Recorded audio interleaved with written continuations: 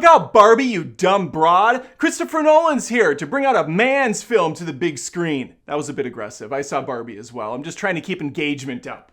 Let's talk Oppenheimer.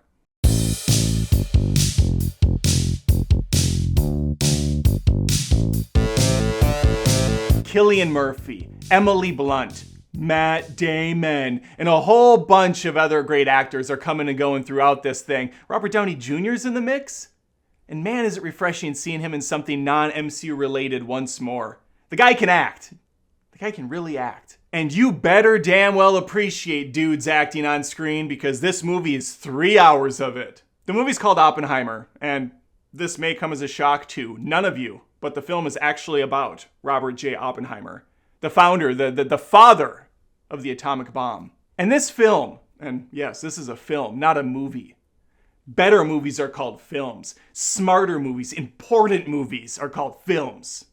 This spans several decades of Oppenheimer's life, ranging from college student to professor to being grilled on trial. And in typical Christopher Nolan fashion, it's playing with time a little bit. It's jumping around. We have black and white scenes. We got full color scenes. It's kind of mixing and matching, but it is way easier to follow than something like Tenet, which I think turned a lot of audience members off. I saw it twice.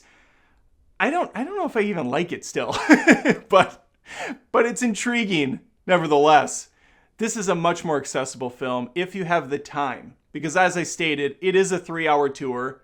It does take place during several different wars. Not a single gun is fired, to my recollection. The only action you're really going to get is an explosion or two. The rest of it is just a really well-constructed script with really sharp dialogue, plenty of little chuckles here and there if you're really paying attention, and some of the freaking best sound design I've heard on a big IMAX screen. If you plan on watching Oppenheimer, do yourself a favor and watch it on the biggest, loudest screen possible. And not just for the fantastical sounds that come and go, the explosions, the surreal noises. Hell, I was actually jump scared a couple times because of shockwave after effect explosions. But also really listen, appreciate, take in the score that is running throughout this whole movie. There is almost no time when there isn't some sort of background going on. It is relentless. It keeps you hooked. It keeps you very much engaged on what's going on, even if it's just a few guys in a room arguing about politics. Just like every movie, this won't be for everyone.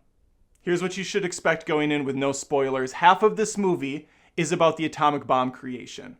The other half is about the trial. There's a lot of sitting in rooms, arguing with each other, sometimes one-on-one, sometimes in a group setting.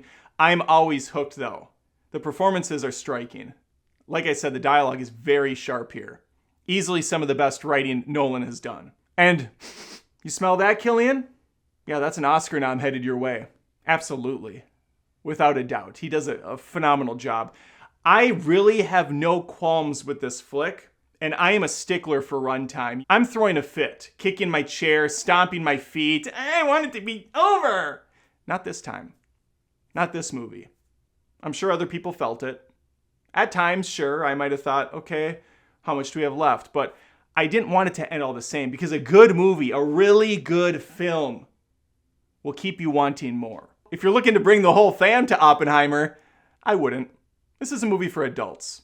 Deep discussion going on. Heavy conversations. Ethical debates. I was also surprised to see some female nudity in this. Pleasantly surprised. Didn't need it, but I'm not denying it. I think the only negative I have, and this is a small hang-up, it's a little grievance, not anything I would say the movie really suffers for, is Emily Blunt. And I love Emily Blunt. I celebrate her entire catalog.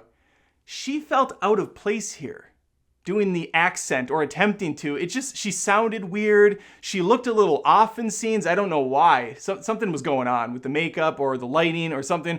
She just kind of didn't fit with everyone else. She puts in a good performance, but it didn't feel like the performance for her. But this was absolutely the movie for me.